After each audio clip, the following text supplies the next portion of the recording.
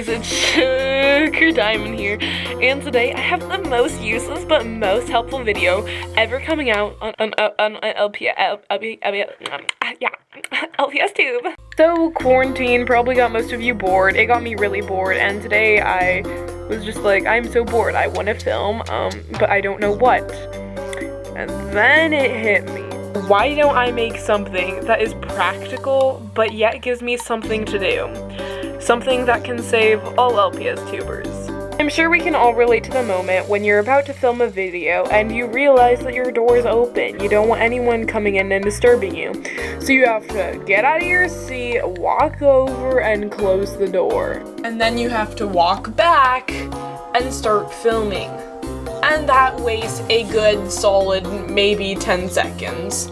So I was like, okay, if I post, let's say I post 3 times a week, there's 4 weeks in a month, that's about 12 videos on a month, just on my LPS channel. That's not including my face channel. If you want to subscribe to my face channel, link in the description. I was thinking 12 times 10 seconds is what, like 120 seconds, which is equal to roughly 2 minutes. And if I do that for 12 months a year, 12 times 2 is 24. So I would be wasting 24 minutes of my life every single year closing the door. I'm not even sure if that math is right. But given in the month, I usually film over 12 videos, and I usually just save them on my desktop. So for me, it'd probably be over a little 24 minutes. So maybe like half an hour a year, which is a big waste of your life if you think about it. So I got thinking. I remembered in 6th grade we made these things called Rube Goldberg machines. Now if you don't know what those are, it's basically a over-complex engineering mechanism. And that's exactly what we're gonna be doing today, guys. I'm so excited, honestly. We are going to find a way how to close the door, and let me show you what I'm thinking of. So here is Misty. Here is where I film. Here's my table. Then we got over where I store my LPS. Over here, actually we have a room tour. If you want to check out that room tour, click up here. Then we have a chair that goes to the ground to my door. So now we're going to figure out a way how to close my door. I already know that I have carpet in my room. Well, I obviously know that, but I mean, I'm going to use books to close the door. That's really what I want to do. Or something heavy, sort of like books. So here I have a stack of books. I try to find the heaviest ones I could find. They're all like hardcover because those are sturdy, and these books are really good. So here's my door, and I did a test run with all of these, and the momentum is not enough to close this. So I'm gonna go on a quest around my house to try to find something that is tall and lanky, sort of like books, and about the same mass as the books, or the heavier the mass, the better, I guess. But for my table and this desk area, all the way down to the chair, I'm gonna be using a domino train that's gonna launch a ball into a tube.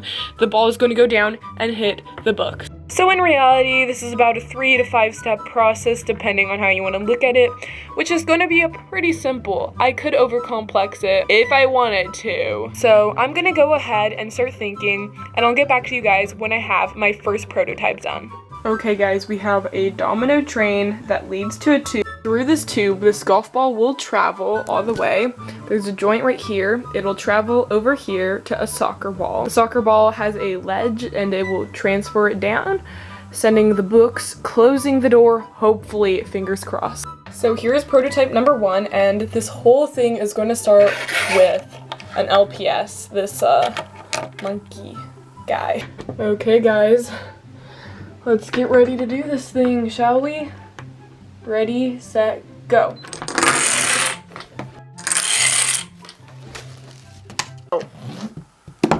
That was so sad. Okay, attempt number 2. Let's go.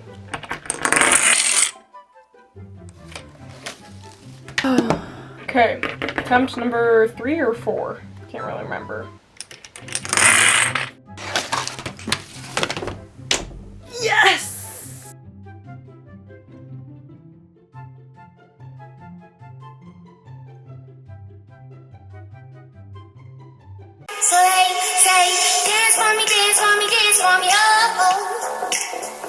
So it worked, finally.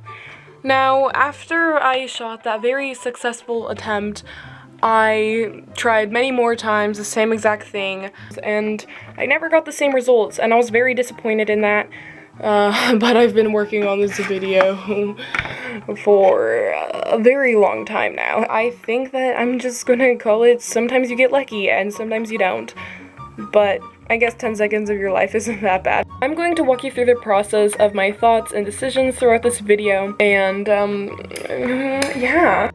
So I wanted this whole thing to start out with an LPS, and I thought the movable little magic motion ones were the perfect candidate. You know how the Walt Disney saying is, it's all started with a mouse? Well, in this case, it all started with an LPS. It hits the domino, which puts the whole domino train into effect. As you can see, the momentum of each domino keeps hitting into one of another. And then right here, there was the golf ball. And I used duct tape to secure. I had these random paper tubes from some projects I did in class. My throat. Okay. So the texture of the duct tape made it so the ball wouldn't move unless something hit it with enough force. So then it sent the little golf ball down the tube. Oops. I think she got stuck down there. Yeah, she did. So Misty is in here. And then we come to the joint right here.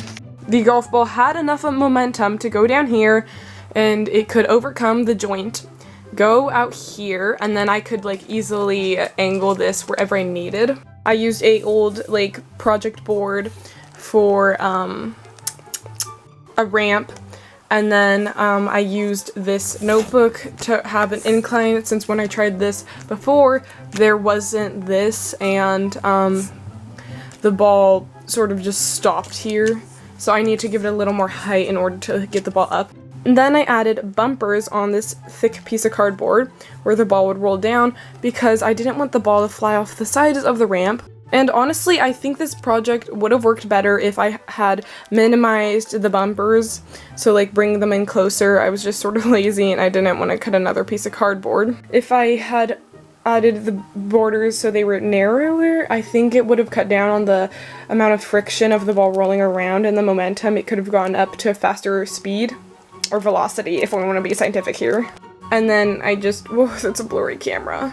And then I used the books to sort of act as momentum to close the door, and my door is sort of hard to close, so I think that might be one of the reasons. I also am 100% sure it would have worked so much better if I had wooden floors, but I have carpet.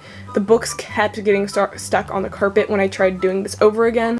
So all in all, I think if I were ever to do this again, I'd want to do it on a wooden floor. It wouldn't have stopped the books as much as it did, and my books kept falling down whenever I tried putting it back up, because the carpet is just so clunky. Because the more mass, the more velocity you can get up to. Tried at the very beginning when I was just doing the book part, I used big books that were sort of heavy, but I don't think that the big books would do as well. I mean, if they were heavier, yes, but the big book I was using was sort of lighter than the other books, so the center of gravity was higher, because I thought that would have been better. If that makes any sense. So that was my hypothesis. Yeah. To be completely honest, this wasted so much more of my life than rather closing the door. You know, I spent like at least an hour on this. Well guys, I hope you all enjoyed this video. It was really something different, and I wanted to be a little creative engineer today, so that's what we did. Or should I say engineer, because my name's Jen. Well guys, thank you so much for watching this sort of successful attempt. I had a lot of fun, sort of, and I hope you guys enjoyed. Have a wonderful and magical day, and I'll see you all very soon. Bye!